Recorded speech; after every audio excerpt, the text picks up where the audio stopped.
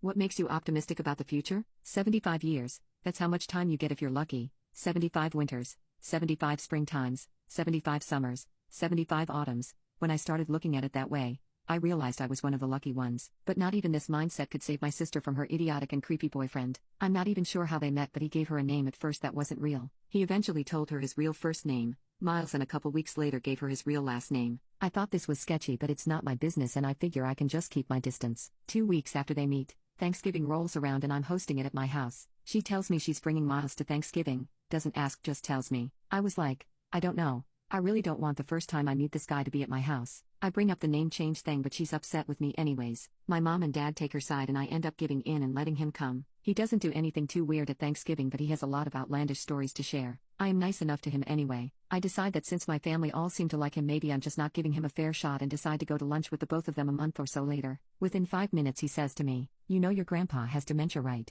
I was shocked. My sister sat there nodding her head, and their evidence was my sister told him something and he forgot and asked a question about it the next day. Mind you, this man is 80 years old but is in otherwise great shape. He then proceeds to ask me about our family business finances, and how much we make each year, just inappropriate questions that are not his business. Last month, I told my cousins, who also work at the family business, the type of inquiries he was making, and they banned him from the office. He was coming in for hours in the middle of the day. I take my cousin's side obviously. My dad tells me I need to mind my own effing business, and my sister is furious with me and avoids me for a while. When we talk again, I basically tell her that I cannot trust her boyfriend and do not want to be around him, and I cite the comment about our grandpa in my explanation. She says to me, "Wow, you're really hung up on the dementia thing, aren't you? Oh, did I mention I've been pregnant this whole time? Last week, I gave birth to a beautiful baby boy. I'm starting to allow close family to come by the house and see him." She texts me and says, "Me and Miles are coming by to see baby." I tell her you can come, but he is most definitely not allowed in my house or anywhere near my son. She tells me fine, I'm not coming to see him either, and I respond, "Okay,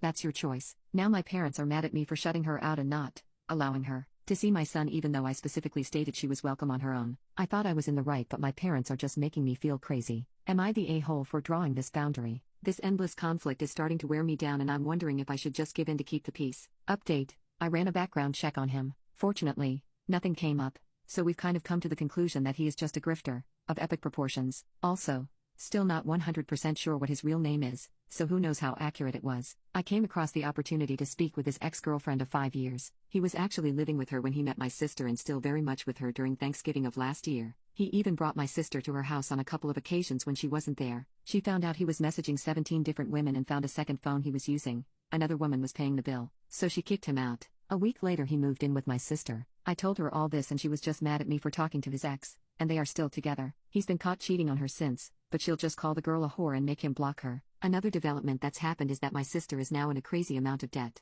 Hasn't paid her mortgage in months, had her car repossessed, maxed out all her credit cards, and she even stole a lot of money from the business and a few family members. My parents are somehow still making excuses for her, miraculously. If it wasn't clear, I had nothing to do with her. She is still at work but got demoted to a less consequential role. They wanted to fire her, but she threatened to unalive herself if they did. I wish I had been there when that happened, because I would have gotten her on an involuntary hold, but suggested to them if she tries that again to do just that. She needs serious help, or jail, I don't know. But unfortunately, it is out of my hands. One last thing. I've made it this long without him meeting my son and plan on keeping it that way, so at least I was successful there. I'm no longer trying to help her see the light, as I kind of think they deserve each other now. She was not a good sister to me growing up, so I don't know why I tried for so long.